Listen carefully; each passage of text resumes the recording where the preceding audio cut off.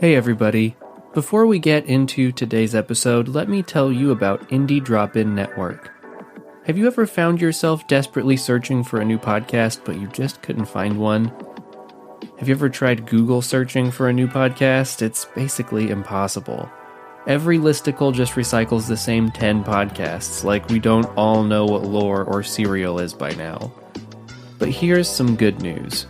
If you really want to find a new podcast, Indie Drop-In is here to save the day. By following shows like Indie Drop-In's Scary Time or True Crime, you'll get a new show delivered to you every week. They're all handpicked and curated for your enjoyment. Follow the link in my show notes to subscribe to an Indie Drop-In show today.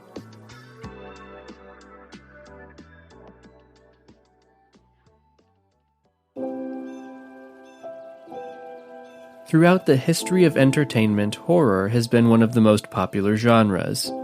Movies, literature, art. It seems that horror always finds a way to work itself in. Think of it. Some of the most recognizable pieces of media have elements of horror. And as such, we have no shortage of horror icons. Stephen King, H.P. Lovecraft, John Carpenter, George A. Romero, the list is endless. But I think that there's one absolute horror icon that all too often gets ignored. Today, we fix that. My name is Josh, and this is Obscure History.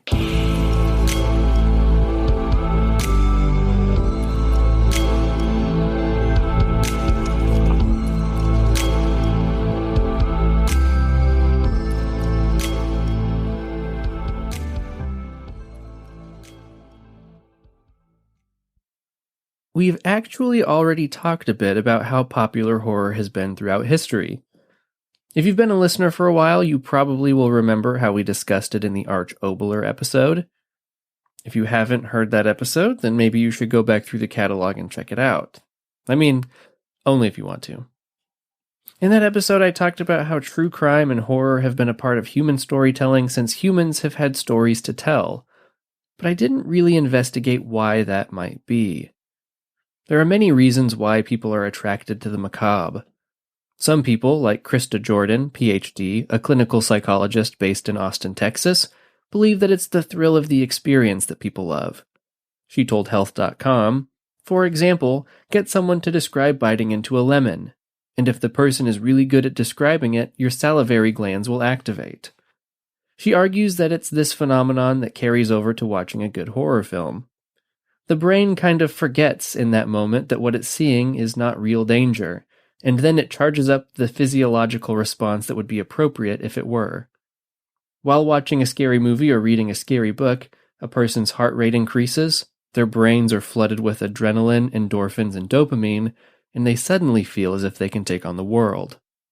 When the body has this physiological response, something called the excitation transfer process occurs. According to Glenn Sparks, Ph.D., a professor and associate head of the Brian Lamb School of Communication at Purdue University, after the film is over, this physiological arousal lingers. We're just not aware of it. That means that any positive emotions you experience, like having fun with your friends, are intensified. Instead of focusing on the fright you felt during the film, you recall having a great time and you'll want to come back for more. Another reason people might like horror is that it subconsciously helps us prepare for the worst. Colton Scrivener, a PhD candidate in the Department of Comparative Human Development at the University of Chicago, told Health.com, "What do other people do, even if they're fictional, when they're in this kind of situation? What do other people do when they find themselves facing some particular kind of threat or challenge? As a psychologist, I watch a show like The Walking Dead to see how the people behave in a zombie apocalypse. How they become the true monsters. The zombies are nothing more than the window dressing." Perhaps it's the very foundation of our society that encourages us to like horror. Some research suggests that men are more likely to enjoy horror because they are socialized to be brave and enjoy conquering scary things and surviving risky situations.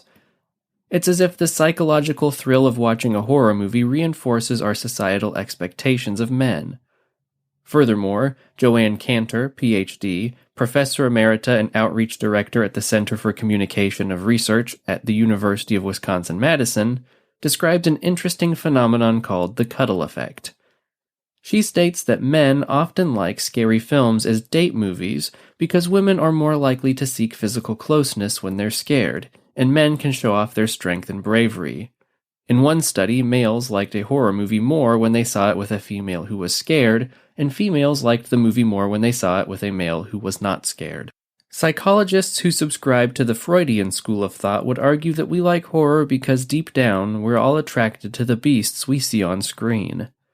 Aaron Hadley, PhD, a clinical psychologist in Philadelphia, told Health.com, "We all have unknowable parts of ourselves that I think are externalized and dangers outside of us." With a movie like Carrie, for example, a lot of people identify with her being bullied and tormented at school and at home. But do you then root for the slaughter of her classmates? I think a lot of people do. It's the same reason Freud would say we like to watch boxing. We're not identifying with the person getting hit, we're identifying with the person beating the crap out of the other guy. I think that a lot of people would struggle to admit that, but truth be told, I think that that's probably going on at some level. Malcolm Turvey, director of the Film and Media Studies program at Tufts University, elaborates a little further and more directly. He says, "The beast within is the most popular theory explaining the genre's popularity." According to Turvey, it argues that an unconscious, repressed part of every human is actually savage, that the veneer of civility is very thin, and beneath it is essentially a monster. According to this idea, although we consciously disapprove of what the monster is doing, deep down part of us enjoys seeing the murder and mayhem the monster unleashes, because if we could, we would do that. There are many more reasons why we might like horror. Some psychologists would argue that we're simply attracted to novelty. It's not every day that you see a creepy clown in the rain gutter or a zombie horde at the mall. Our brains like things that are unexpected and outside of the norm. It's the same reason that people like alternative music. Popular music has the tendency to be very homogeneous because record labels use highly advanced analytics to track trends and cater to what most consumers would like. Some people, myself included, will listen to a band like Smashing Pumpkins simply because it sounds different than that Kid Leroy song and the 25 similar-sounding songs that will inevitably play on rotation on your local pop station. It's not entirely because we're snobby and pretentious. Certainly, that is part of it, but for some people, their brains are just more attracted to things that are outside of the norm than others. For some of these people, horror can be an easy avenue to satiate that curiosity. Whatever the reason, horror is, by the numbers, America's fifth most popular genre of film, behind adventure, action, drama, and comedy. If we consider crime and mystery novels as horror, which I believe we can in most cases, then it's the second most popular genre of book, behind only romance. Again, assuming that crime podcasts feature at least an element of horror, it's the third most popular genre of podcast, behind only comedy and news. Now, I fully admit that I couldn't find hard data on this particular claim, but I think if we consider the success of franchises like Resident Evil, Five Nights at Freddy's, Silent Hill, and even games like BioShock, we can securely place horror as one of the most popular subgenres in video gaming. Because of its immense popularity, we are very familiar with the genre's most successful creators. In literature, there's Stephen King, Edgar Allan Poe, Dean Koontz, H.P. Lovecraft, Mary Shelley, Anne Rice, Clive Barker, and so on and so forth. But what never ceases to amaze me is that Ambrose Bierce almost never makes top 10 horror author listicles. But before we get into Ambrose Bierce and his incredible story, we must first pause for about 90 seconds to pay the bills. You're going to hear about 3 quick ads and we'll get right back into the action. Born in a log cabin in Meigs County, Ohio in 1842, Ambrose Bierce was one of 13 children born to Marcus and Laura Bierce. Proving that parents have been completely insufferable since at least the 19th century, Marcus and Laura named their 13 children Abigail, Amelia, Anne, Addison, Aurelius, Augustus, Almeda, Andrew, Albert, Ambrose, Arthur, Adelia, and Aurelia. Despite having horrible taste, Marcus and Laura Bierce were loving and dedicated parents. They couldn't offer their children much in terms of material goods or financial stability, but they did endow upon their children a deep love of reading. There isn't much known about his childhood, but we do know that by the age of 15, Ambrose had left home to work as a printer's devil at an abolitionist newspaper. Around this time, Bierce briefly attended the Kentucky Military Academy. However, it burned down before he could complete his training. At the outset of the Civil War, he enlisted in the Union Army's 9th Indiana Infantry and was immediately swept up in the action. He was present at and saw action at the Battle of Philippi, the Battle of Rich Mountain, and the Battle of Shiloh. He saw firsthand the carnage of the Civil War, and much like wartime authors who came much later, such as Ernie Pyle and Edgar Rice Burroughs, Bierce naturally committed his experience to pen. In total, Bierce wrote over 30 stories about his time in the Civil War, and they're some of the most compelling accounts of the war, and gives us some of the most fascinating insight into the experience of Civil War soldiers.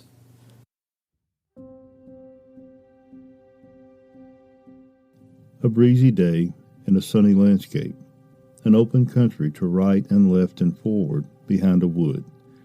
In the edge of this wood, facing the open but not venturing into it, long lines of troops halted. The wood is alive with them and full of confused noises. The occasional rattle of wheels as a battery of artillery goes into position to cover the advance. The hum and murmur of the soldiers talking, the sound of innumerable feet in the dry leaves that strew the inner spaces among the trees, hoarse commands of officers. Detached groups of horsemen are well in front, not altogether exposed, many of them intently regarding the crest of a hill a mile away in the direction of the interrupted advance. For this powerful army, moving in battle order through a forest, has met with a formidable obstacle, the open country. The crest of that gentle hill a mile away has a sinister look. It says, "Beware." Along it runs a stone wall extending to left and right a great distance. Behind the wall is a hedge. Behind the hedge are seen the tops of trees in rather straggling order. Among the trees, what? It is necessary to know. Yesterday, and for many days and nights previously, we were fighting somewhere. Always there was cannonading with occasional keen rattlings of musketry, mingled with cheers, our own or the enemy's we seldom knew, attesting some temporary advantage. This morning at daybreak, the enemy was gone. We have moved forward across his earthworks, across which we have so often vainly attempted to move before, through the debris of his abandoned camps, among the graves of his fallen, into the woods beyond. How curiously we had regarded everything.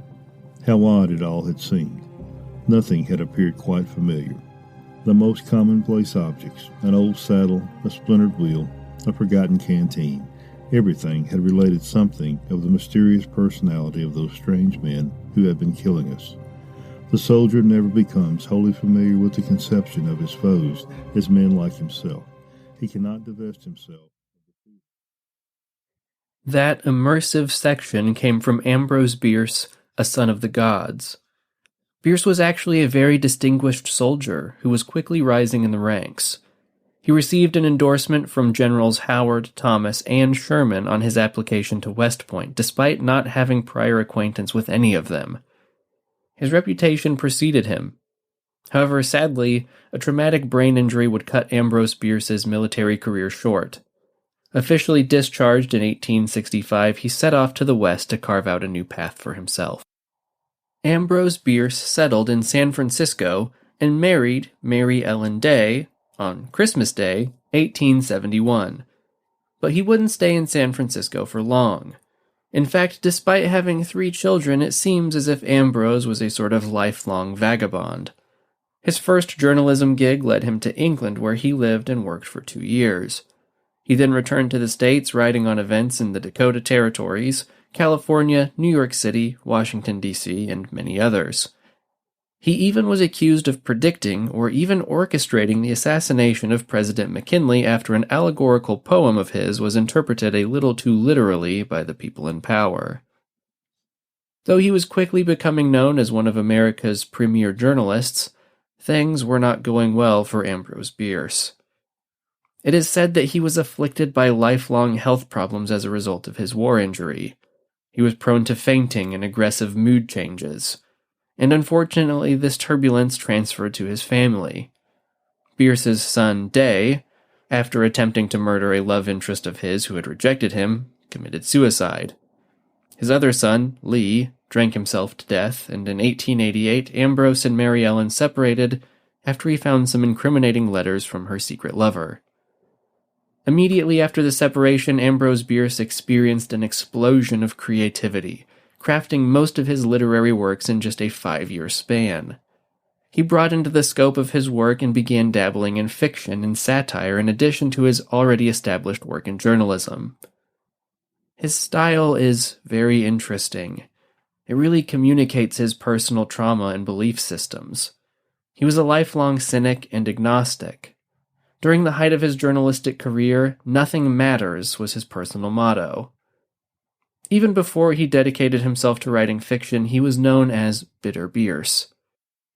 According to the Poetry Foundation, Ambrose Bierce's literary reputation is based primarily on his short stories about the Civil War and the supernatural, a body of work that makes up a relatively small part of his total output. Often compared to the tales of Edgar Allan Poe, these stories share an attraction to death in its most bizarre forms, featuring depictions of mental deterioration, uncanny and otherworldly manifestations, and the horror of existence in a meaningless universe. Like Poe, Bierce professed to be mainly concerned with the artistry of his work, yet critics find him more intent on conveying his misanthropy and pessimism. His bare, economical style of supernatural horror is usually distinguished from the verbally lavish tales of Poe. In his lifetime, Bierce was a famous California journalist dedicated to exposing the truth as he understood it, regardless of whose reputations were harmed by his attacks. For his sardonic wit and damning observations on the personalities and events of the day, he became known as the wickedest man in San Francisco. And he earned that title. His fiction was soaked in the macabre. H.P. Lovecraft called it grim and savage.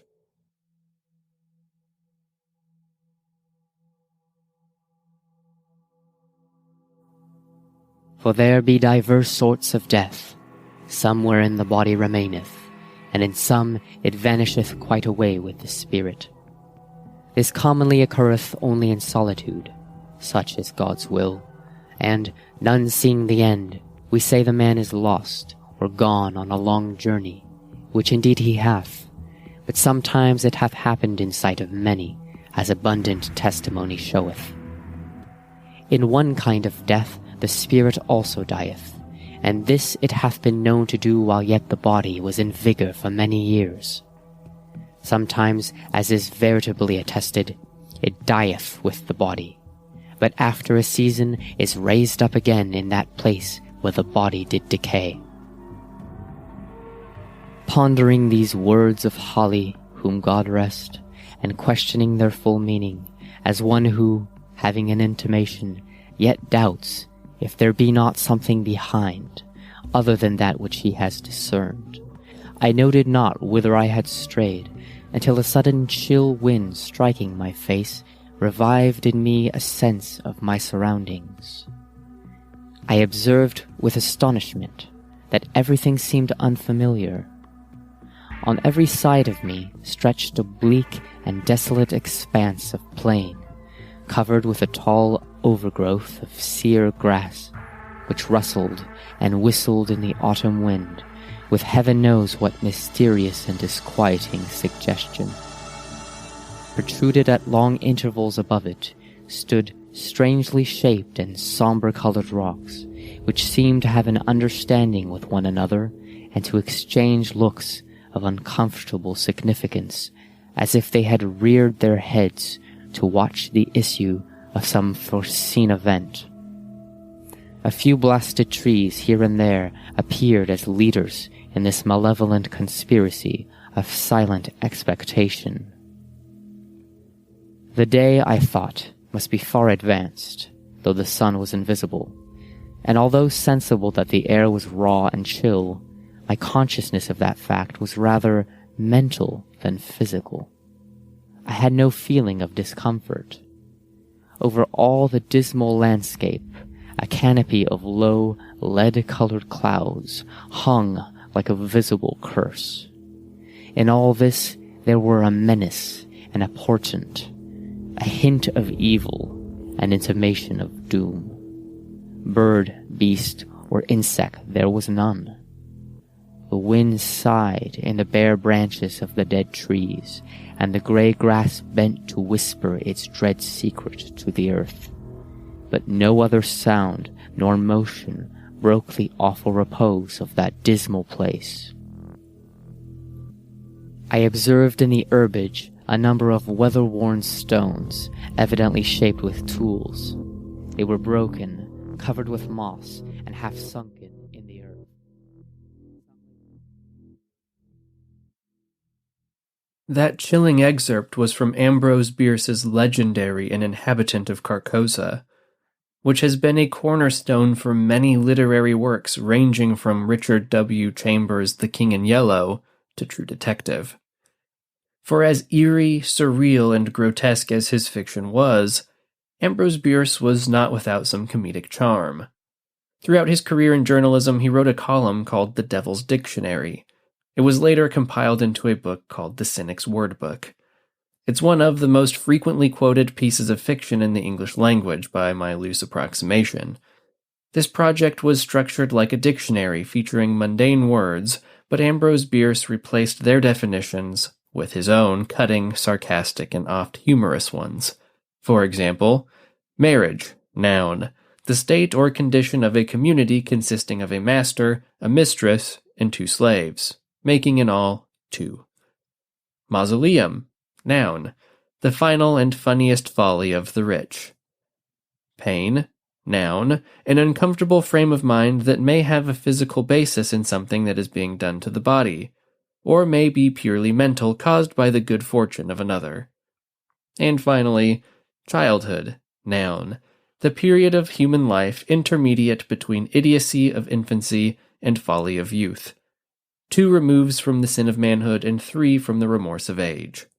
Though Ambrose Bierce wrote disturbing and frightening tales of fiction, his reality was in some ways even stranger. He continued writing into his 70s, continuing his career as an investigative journalist. In October 1913, he set off to tour some old Civil War battlegrounds and eventually cross into Mexico to report on the Mexican Revolution. He made it to Mexico, joined up with Pancho Villa's army, sent a couple of postcards to his secretary and his friend Blanche Partington, and then he vanished without a trace. Some say that he was injured in a battle and succumbed to his injuries. Others say that he circled back to the United States and committed suicide in the Grand Canyon, anonymously. However, the most detailed and commonly cited account of his last days comes from an oral history passed down in Sierra Mojada. For the Paris Review, Forrest Gander reports that the oldest man in Sierra Mojada, Don Jesus Choi Benitez Avila, happened to remember an incident from his childhood. Padre Jaime Leinart translates. One morning when I was just a boy, a close pal of mine came running up to me saying to come along because they were going to put someone on the firing squad. So we went to the corral of the soldiers' quarters, and while we were there a soldier came up to the captain and said, "We have him and everything is ready." With that, the captain dispatched several officers, and everyone headed down toward the cemetery. There were a lot of people following too, and when we got to the cemetery, the soldiers made everyone stand back as far as the stone wall. Then they stood the man against the wall and shot him. This account is interestingly somewhat corroborated by another American journalist who was traveling in the area around the same time as Ambrose Bierce. Edward Tex O'Reilly wrote in his autobiography that while he was traveling with Villa's commander, Toribio Ortega, they heard rumors that a small bunch of federales had taken Sierra Mojada. Ortega sent 400 men to clear them out. Those soldiers returned with a story that an American had been killed there. So O'Reilly, thinking he should report the incident to the U.S. State Department, went to investigate. He ascertained that an old gringo had shown up with maps asking questions about trails and how to reach Villa's army. The federales, who weren't in uniform, suspected he was a spy. Not speaking Spanish, he could not answer their questions, so they dragged him to the cemetery where they shot and buried him. O'Reilly, taken to the house where the dead man had been staying, asked the owner if any personal effects had been left behind. According to O'Reilly, the old fellow reached up behind a rafter on the wall and brought out an old envelope. They were both addressed to Ambrose Bierce. That's our best lead. The sad truth is that we'll never know exactly what happened to Ambrose Bierce. Just like his art, his death is soaked in blood and is surrounded by a heavy fog of mystery. Perhaps he simply slipped away to Carcosa. Regardless of what may or may not have happened to Ambrose Bierce, his legacy lives on. He inspired an entire generation of creatives. His short stories on the war are considered by critics to be some of the best war literature of all time. His horror is universally applauded for its innovation and creativity, and in particular, his short story An Occurrence at Owl Creek Bridge is considered one of the best short stories in American literature. So today, rather than listen to an indie artist, we'll listen to that story. I found a very good copy of it in the public domain, so prepare to feel your skin crawl and your blood run cold. But before we get to that, I need to thank you all for listening. I seriously appreciate you all so much. Before we get to An Occurrence at Owl Creek Bridge, I do have a couple of brief announcements. The first is that, as always, this episode is brought to you in part by Earbuds Podcast Collective. If you want to find a new podcast, big, small, medium, whichever, then that's definitely the place to go. It's a free newsletter, and every issue is hand-curated by a podcast creator or industry professional, and honestly, it's a wonderful place to find new shows. I think that this show was featured on a different newsletter. I was going to say that Obscure History was featured on Earbuds, but I think that Obscure History was actually featured on the Sounds Profitable newsletter, which is, again, another great podcast industry and discovery newsletter that you should go check out. I'll put a link to both of those in the show notes. Also, my apologies that this episode is just a little brief, at least on my narration portion. It's going to be very long in your player, but that's because the story you're about to hear is like 25 minutes. I, unfortunately, have the shingles. This is the second time in 6 months that I've had the shingles, and it's very miserable. My writing and research time this weekend was much less than I wanted, mostly because I was very tired and in intermittent bouts of extreme pain. So get the chickenpox shot. Give your kids the chickenpox shot. Don't give your kids the chickenpox on purpose. It will eventually give them horribly disgusting rashes. Anyways, I've got a couple of really fun things coming up in the future. I'm really working hard on putting out some content for Thursdays. Not exactly 100% ready to launch that yet, but keep your ears and your eyes open. I want to be able to put content out twice a week again, and I think Thursday is a pretty good day for it. All right, and with that, I think it's time we get into this story because it is rather long, and I want you to have time to listen to all of it because I really, really love Ambrose Bierce's writing. I could have probably gotten into a little bit more of his life details and fun exploits, but frankly, again, shingles, and also there's a lot of it, and it spans all sorts of different things. As the Poetry Foundation summarized, the bulk of his work is actually not horror or Civil War related. He was a very popular newspaper columnist for years and years and years, in addition to doing some very important investigative journalism on some corrupt railroad bills and some president's shenanigans.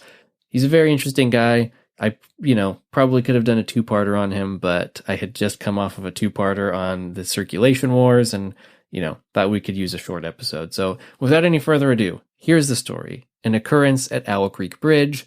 Please listen to it. I guess if you want, it's really good. I gotta go. It's late. I have work in the morning. Thanks.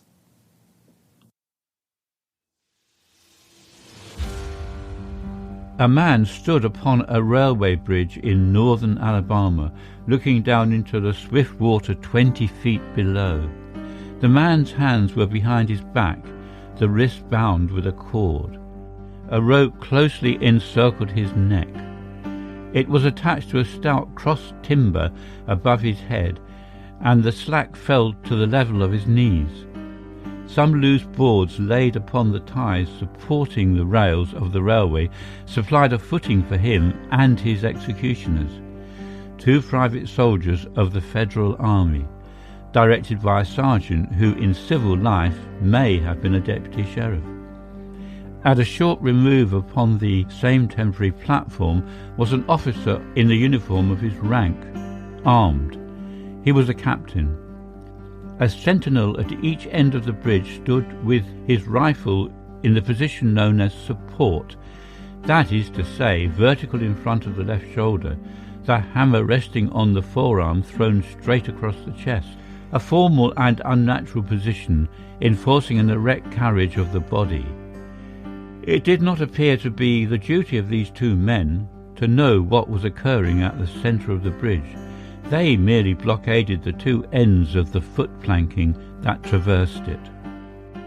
Beyond one of the sentinels nobody was in sight. The railroad ran straight away into a forest for 100 yards. Then curving was lost to view. Doubtless there was an outpost farther along. The other bank of the stream was open ground, a gentle slope topped with a stockade of vertical tree trunks, loopholed for rifles, with a single embrasure through which protruded the muzzle of a brass cannon commanding the bridge. Midway up the slope between the bridge and fort were the spectators, a single company of infantry in line, at parade rest, the butts of their rifles on the ground, the barrels inclining slightly backward against the right shoulder, the hands crossed upon the stock. A lieutenant stood on the right of the line, the point of his sword upon the ground, his left hand resting upon his right. Excepting the group of 4 at the centre of the bridge, not a man moved. The company faced the bridge, staring stonily, motionless. The sentinels facing the banks of the stream might have been statues to adorn the bridge. The captain stood with folded arms, silent, observing the work of his subordinates, but making no sign. Death is a dignitary who, when he comes announced, is to be received with formal manifestations of respect, even by those most familiar with him.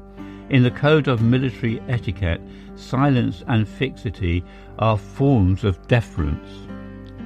The man who was engaged in being hanged was apparently about 35 years of age. He was a civilian, if one might judge from his habit, which was that of a planter. His features were good, a straight nose, firm mouth, broad forehead, from which his long dark hair was combed straight back, falling behind his ears to the collar of his well-fitting frock coat. He wore a moustache and pointed beard, but no whiskers. His eyes were large and dark grey, and had a kindly expression which one would hardly have expected in one whose neck was in the hemp. Evidently this was no vulgar assassin. The liberal military code makes provision for hanging many kinds of persons, and gentlemen are not excluded. The preparations being complete, the 2 private soldiers stepped aside and each drew away the plank upon which he had been standing. The sergeant turned to the captain, saluted, and placed himself immediately behind that officer, who in turn moved apart 1 pace. These movements left the condemned man and the sergeant standing on the 2 ends of the same plank, which spanned 3 of the cross ties of the bridge. The end upon which the civilian stood almost, but not quite, reached a 4th. This plank had been held in place by the weight of the captain. It was now held by that of the sergeant. At a signal from the former, the latter would step aside, the plank would tilt, and the condemned man go down between 2 ties. The arrangement commended itself to his judgment as simple and effective. His face had not been covered, nor his eyes bandaged. He looked a moment at his unsteadfast footing, then let his gaze wander to the swirling water of the stream racing madly beneath his feet. A piece of dancing driftwood caught his attention, and his eyes followed it down the current. How slowly it appeared to move! What a sluggish stream! He closed his eyes in order to fix his last thoughts upon his wife and children. The water touched to gold by the early sun, the brooding mists under the banks at some distance down the stream, the fort, the soldiers, the piece of drift, all had distracted him. And now he became conscious of a new disturbance. Striking through the thought of his dear ones was sound which he could neither ignore nor understand. A sharp, distinct, metallic percussion like the stroke of a blacksmith's hammer upon the anvil. It had the same ringing quality. He wondered what it was, and whether immeasurably distant or nearby. It seemed both. Its recurrence was regular, but as slow as the tolling of a death knell. He awaited each new stroke with impatience and, he knew not why, apprehension. The intervals of silence grew progressively longer, the delays became maddening. With their greater infrequency, the sounds increased in strength and sharpness. They hurt his ear like the thrust of a knife. He feared he would shriek. What he heard was the ticking of his watch. He unclosed his eyes and saw again the water below him. If I could free my hands, he thought, I might throw off the noose and spring into the stream. By diving I could evade the bullets and, swimming vigorously, reach the bank, take to the woods and get away home. My home, thank God, is as yet outside their lines. My wife and little ones are still beyond the invaders' farthest advance. As these thoughts, which have here to be set down in words, were flashed into the doomed man's brain rather than evolved from it, the captain nodded to the sergeant. The sergeant stepped aside. Peyton Farquhar was a well-to-do planter of an old and highly respected Alabama family. Being a slave owner and, like other slave owners, a politician, he was naturally an original secessionist and ardently devoted to the Southern cause. Circumstances of an imperious nature, which it is unnecessary to relate here, had prevented him from taking service with the gallant army which had fought the disastrous campaigns ending with the fall of Corinth, and he chafed under the inglorious restraint, longing for the release of his energies, the larger life of the soldier, the opportunity for distinction. That opportunity, he felt, would come as it comes to all in wartime. Meanwhile he did what he could. No service was too humble for him to perform in the aid of the South, no adventure too perilous for him to undertake, if consistent with the character of a civilian who was at heart a soldier, and who, in good faith and without too much qualification, assented to at least a part of the frankly villainous dictum that all is fair in love and war. One evening, while Farquhar and his wife were sitting on a rustic bench near the entrance to his grounds, a grey-clad soldier rode up to the gate and asked for a drink of water. Mrs. Farquhar was only too happy to serve him with her own white hands. While she was fetching the water, her husband approached the dusty horseman and inquired eagerly for news from the front. "The Yanks are repairing the railroad," said the man, "and are getting ready for another advance. They have reached the Owl Creek Bridge, put it in order and built a stockade on the north bank. The commandant has issued an order, which is posted everywhere, declaring that any civilian caught interfering with the railroad, its bridges, tunnels or trains, will be summarily hanged. I saw the order." "How far is it to the Owl Creek Bridge?" Farquhar asked. "About 30 miles. "Is there no force on this side of the creek?" "Only a picket post half a mile out on the railroad, and a single sentinel at this end of the bridge." "Suppose a man, a civilian and student of hanging, should elude the picket post and perhaps get the better of the sentinel," said Farquhar, smiling. "What could he accomplish?" The soldier reflected. "I was there a month ago," he replied.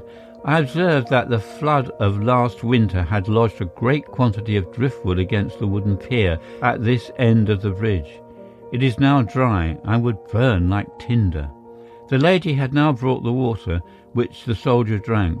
He thanked her ceremoniously, bowed to her husband and rode away. An hour later, after nightfall, he repassed the plantation, going northward in the direction from which he had come. He was a Federal scout. As Peyton Farquhar fell straight downward through the bridge, he lost consciousness and was as one already dead. From this state he was awakened, ages later, it seemed to him, by the pain of a sharp pressure upon his throat, followed by a sense of suffocation. Keen, poignant agonies seemed to shoot from his neck downward through every fibre of his body and limbs. These pains appeared to flash along well-defined lines of ramification and to beat with an inconceivably rapid periodicity. They seemed like streams of pulsating fire, heating him to an intolerable temperature. As to his head, he was conscious of nothing but a feeling of fullness, of congestion. These sensations were unaccompanied by thought. The intellectual part of his nature was already effaced. He had power only to feel, and feeling was torment. He was conscious of motion. Encompassed in a luminous cloud, of which he was now merely the fiery heart, without material substance, he swung through unthinkable arcs of oscillation, like a vast pendulum. Then all at once, with terrible suddenness, the light about him shot upward with the noise of a loud splash. A frightful roaring was in his ears, and all was cold and dark. The power of thought was restored. He knew that the rope had broken, and he had fallen into the stream.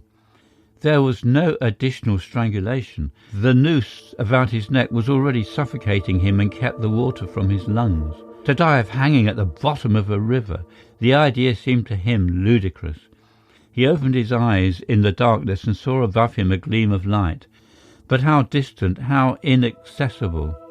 He was still sinking, for the light became fainter and fainter until it was a mere glimmer. Then it began to grow and brighten, and he knew that he was rising toward the surface, knew it with reluctance, for he was now very comfortable. To be hanged and drowned, he thought, that is not so bad, but I do not wish to be shot. No, I will not be shot. That is not fair. He was not conscious of an effort, but a sharp pain in his wrist apprised him that he was trying to free his hands. He gave the struggle his attention, as an idler might observe the feat of a juggler, without interest in the outcome. What splendid effort! What magnificent, what superhuman strength! Ah, that was a fine endeavour! Bravo! The cord fell away. His arms parted and floated upward, the hands seen dimly on each side in the growing light. He watched them with a new interest as first one and then the other pounced upon the noose at his neck. They tore it away and thrust it fiercely aside, its undulations resembling those of a water snake. "Put it back! Put it back!" He thought he shouted these words to his hands, for the undoing of the noose had been succeeded by the direst pang that he had yet experienced. His neck ached horribly, his brain was on fire, his heart, which had been fluttering faintly, gave a great leap, trying to force itself out at his mouth. His whole body was racked and wrenched with an insupportable anguish. But his disobedient hands gave no heed to the command. They beat the water vigorously with quick downward strokes, forcing him to the surface. He felt his head emerge, his eyes were blinded by the sunlight, his chest expanded convulsively, and with a supreme and crowning agony his lungs engulfed a great draught of air, which instantly he expelled in a shriek. He was now in full possession of his physical senses. They were indeed preternaturally keen and alert. Something in the awful disturbance of his organic system had so exalted and refined them that they made record of things never before perceived. He felt the ripples upon his face and heard their separate sounds as they struck. He looked at the forest on the bank of the stream and saw the individual trees, the leaves and the veining of each leaf. He saw the very insects upon them, the locusts, the brilliant-bodied flies, the grey spiders stretching their webs from twig to twig. He noted the prismatic colours in all the dewdrops upon a million blades of grass. the humming of the gnats that dance above the eddies of the stream, the beating of the dragonfly's wings, the strokes of the water spider's legs, like oars which had lifted their boat. All these made audible music. A fish slid along beneath his eyes, and he heard the rush of its body parting the water. He had come to the surface facing down the stream. In a moment the visible world seemed to wheel slowly round, himself the pivotal point, and he saw the bridge, the fort, the soldiers upon the bridge, the captain, the sergeant, the two privates, his executioners. They were in silhouette against the blue sky.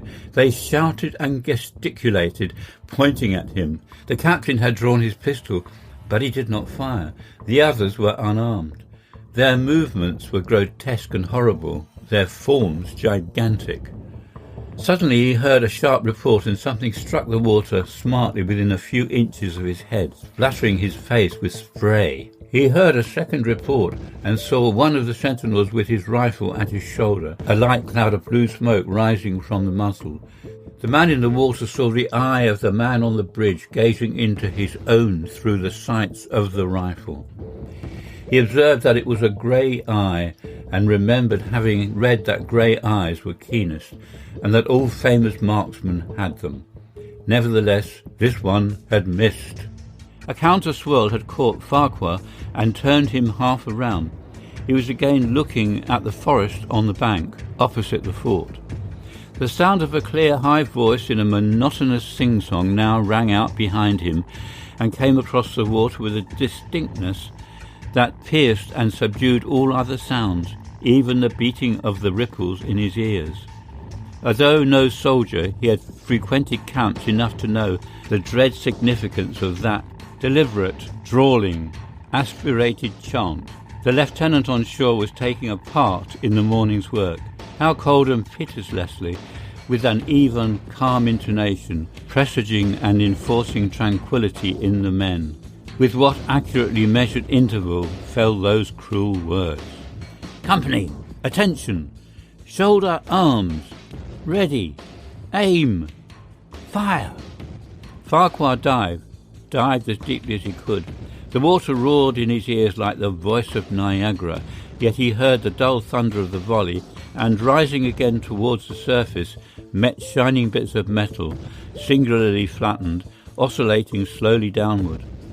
Some of them touched him on the face and hands, then fell away, continuing their descent. One lodged between his collar and neck. It was uncomfortably warm, and he snatched it out.